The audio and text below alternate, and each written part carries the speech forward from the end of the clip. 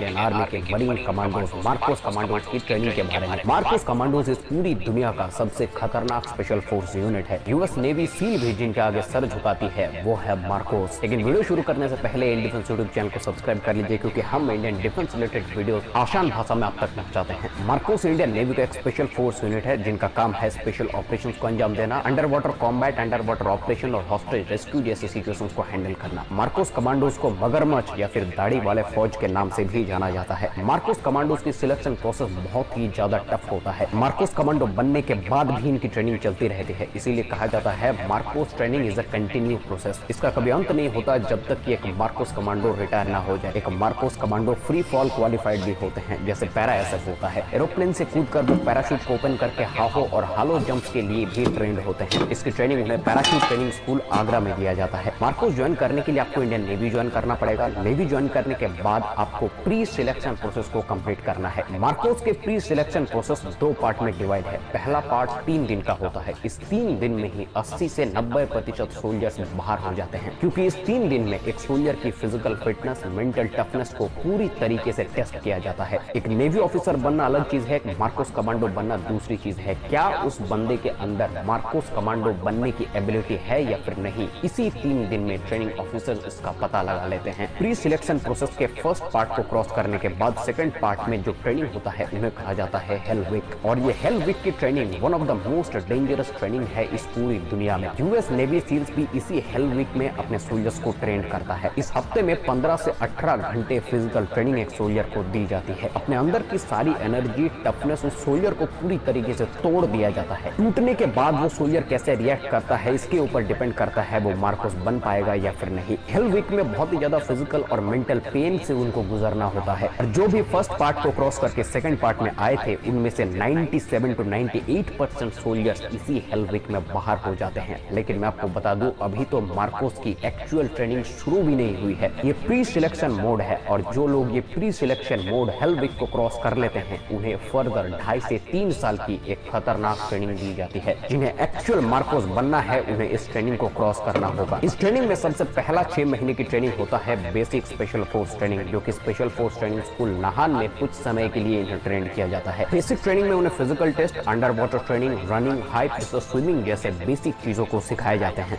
Basic special force training को complete करने के बाद उन्हें एडवांस ट्रेनिंग के लिए भेजा जाता है। एडवांस ट्रेनिंग में उन्हें सबसे पहले हर एक तरीके की वेपन चलाने की ट्रेनिंग दी जाती है। इस दुनिया में जितने भी तरह के गन्स है, मार्कोस कमांडोज लगभग सभी गन्स को चलाने के लिए ट्रेन है। एडवांस ट्रेनिंग में उन्हें एडवांस लेवल की डाइविंग कोर्स भी कंप्लीट करवाए जाते हैं। कमांडो टैक्टिक्स, स्किल्स के बारे में सिखाया जाता है। दुश्मन को कैसे जानना है, उसकी स्ट्रेंथ और उसके वीकनेसेस को कैसे आइडेंटिफाई करना है, ये सारी चीजें मार्कोस कमांडोज को सिखाए जाते हैं। इसके अलावा close quarter battle, hand to hand combat में क्रव मागा जैसे मार्शल आर्ट की ट्रेनिंग उन्हें दी जाती है। क्रव मागा एक इजरायली मार्शल आर्ट है जिन्हें स्पेशली डिजाइन किया गया है स्पेशल फोर्सेस और प्रैक्टिकल सिचुएशंस को देखते हुए। मार्कोस कमांडोज को हर एक तरह की सिचुएशंस के लिए ट्रेन किया जाता है। एडवांस ट्रेनिंग में उन्हें फील्ड ट्रेनिंग दी जाता है जिन्हें सिचुएशनल ट्रेनिंग भी कहा जाता है। इसमें उन्हें counter insurgency, counter terrorism, anti terrorist operations को अंजाम देने की प्रशिक्षण दी जाती है। इस सारी ट्रेनिंग को कंप्लीट करने के बाद मार्कोस ट्रेनिंग की सबसे ज्यादा डेंजरस पार्ट के आगे वो खड़े हैं जिन्हें कहा जाता है डेथ क्रॉल। इसको डेथ क्रॉल का नाम इसलिए दिया गया है क्योंकि इस टास्क को कंप्लीट करते हुए एक सोल्जर्स को मौत का सामना करने का एहसास हो जाएगा। इस ट्रेनिंग में